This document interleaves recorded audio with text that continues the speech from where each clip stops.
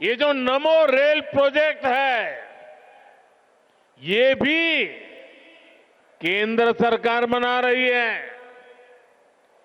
दिल्ली और आसपास में ये 6 लेन, 8 लेन जो सड़कें भी केंद्र सरकार बना रही है।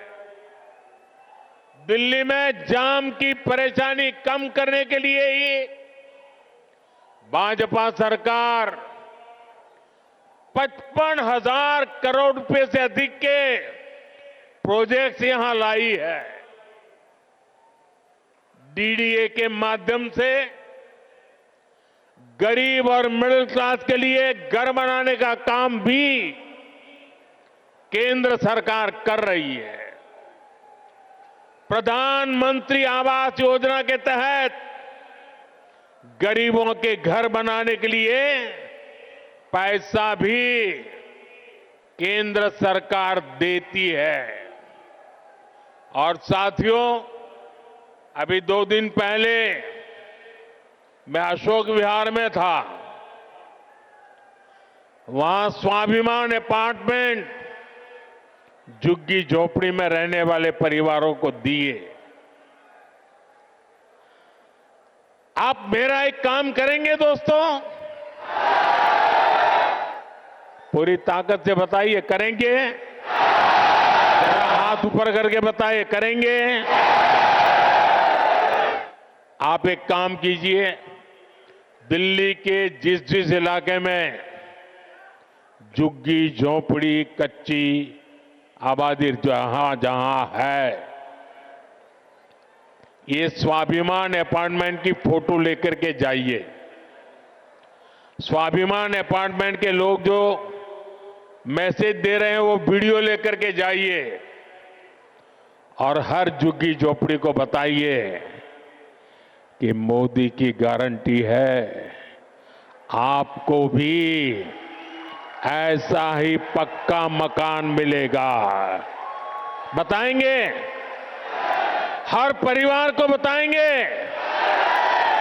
गरीब से गरीब मिडिल क्लास के लोग जिसके पास पक्का घर नहीं है उसको गारंटी देकर के आइए। मेरे लिए तो आप ही मोदी है।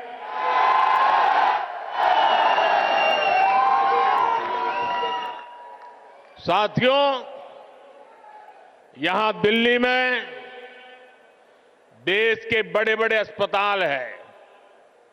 डीयू, जेएनयू, आईआईटी जैसे अनेक बड़े शिक्षण संस्थान हैं। ये भी केंद्र सरकार के जिम्मे है।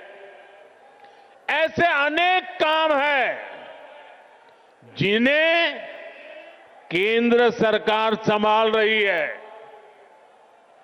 पूरी दिल्ली को भारत मंडपम पर गर्व है, यशोभूमि पर गर्व है। कर्तव्य पथ पर, नेशनल वॉर मेमोरियल पर आज दिल्ली के कितने ही परिवार,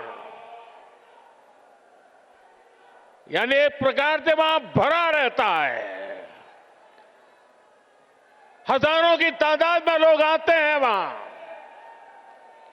यानी दिल्ली में जितने भी बड़े बड़े काम हो रहे हैं, जो बहुत बड़ा खर्च होता है, बजट लगाया जाता है, वो यहां केंद्र सरकार करती है। और मुझे देखकर दुख होता है कि यहां आपदा वालों ने दिल्ली के 10 साल बर्बाद कर दिए। आपदा वालों को कोई भी दायित्व मिलने का मतलब दिल्ली के लोगों को दंड मिलना। आप जैसे ही मेट्रो से उतरते हैं, नेशनल हाईवे से अंदर कॉलोनियों की तरफ रिक्शा लेते हैं तो हालत खराब हो जाती है। रोड में गड्ढे, गलियों में बहता सीवर का गंदा पानी, चारों तरफ गंदगी, दिल्ली का ये हाल बनाकर रख दिया है आपदा वालों ने।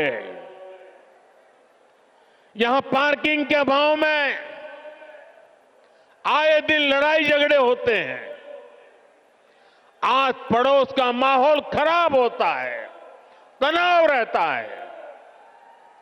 दिल्ली के अनेक इलाके हैं जहां कैब वाले, ऑटो वाले जाने से बचते हैं क्योंकि लंबा लंबा जाम रहता है। इससे सामान्य नागरिक तो परेशान होते ही है। दिल्ली में जो लाखों दुकानदार है, जो व्यापारी कारोबारी है, वे साथी भी आपदा से तंग आ चुके हैं। साथियों, दिल्ली पर आपदा लाने वाले ये झूठा आरोप लगाते हैं कि केंद्र सरकार उन्हें काम नहीं करने देती, केंद्र सरकार उन्हें पैसे नहीं देती। ये कितने बड़े झूठे हैं, इसका उदाहरण इनका शीश महल है। आज ही एक बड़े अखबार ने सीएजी रिपोर्ट के आधार पर शीश महल पर हुए खर्च का खुलासा किया है। और साथियों, आपको ये जानकर के पीड़ा होगी, दर्द होगा। अरे पूरे देश के लोग चौंक जाएंगे जब दिल्ली के लोग कोरोना से जूझ रहे थे, जब दिल्ली के लोग ऑक्सीजन और दवाओं के लिए भटक रहे थे, तब इन लोगों का पूरा फोकस अपना शीश महल बनवाने में था।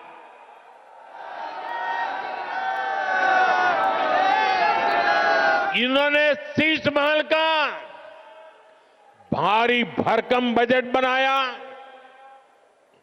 और आज इस अखबार ने खुलासा किया है कि कैसे इस शीश महल पर उस बजट से भी 3 गुना ज्यादा पैसे खर्च किए गए।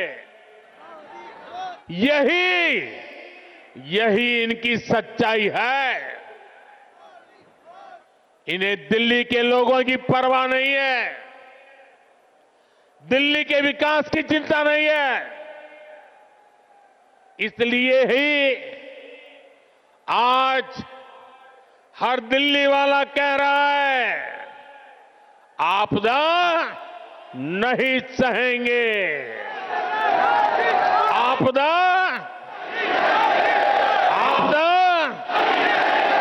बदल के साथियों, ये भाजपा सरकार ही है जो दिल्ली को तेजी से इलेक्ट्रिक मोबिलिटी से जोड़ रही है। केंद्र की भाजपा सरकार की फेम योजना की वजह से दिल्ली में 1200 से ज्यादा इलेक्ट्रिक बसें चलने लगी है। वहीं आपदा वालों ने दिल्ली के ट्रांसपोर्ट सिस्टम को तबाह करने में कोई कोर कसर बाकी नहीं छोड़ी। इन लोगों ने 10 साल तक दिल्ली को बेहाल रखा और आज लोग इन्हें आपदा कहते हैं, तो ये मुझ पर भड़क रहे हैं। देखिए तो सही क्या हाल बना रखा है दिल्ली का। गर्मी आती है तो पीने के पानी के लिए मारामारी, बरसात आती है तो जल भराव से परेशानी, सर्दी आती है तो प्रदूषित हवा में सांस लेना मुश्किल। दिल्ली के लिए इन लोगों ने हर सीजन, हर मौसम आपदा काल बना दिया है। दिल्ली वालों की ऊर्जा रात साल भर 365 दिन आपदा से ही निपटने में लग रही है। इसलिए दिल्ली से आपदा हटेगी तो ही विकास का, सुशासन का डबल इंजन आएगा।